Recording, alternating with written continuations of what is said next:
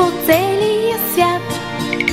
Протегнем ръце, ще се срещнем, ще остане далече назад студеният вятър и есен. И тогава надежда ще има, навярно през цялата зима. Много ли струва това да протегнем на някой ръка? Много ли струва това да протегнем на някой ръка?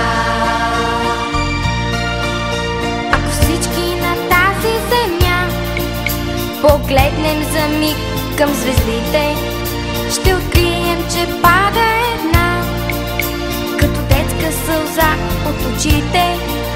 И звездата не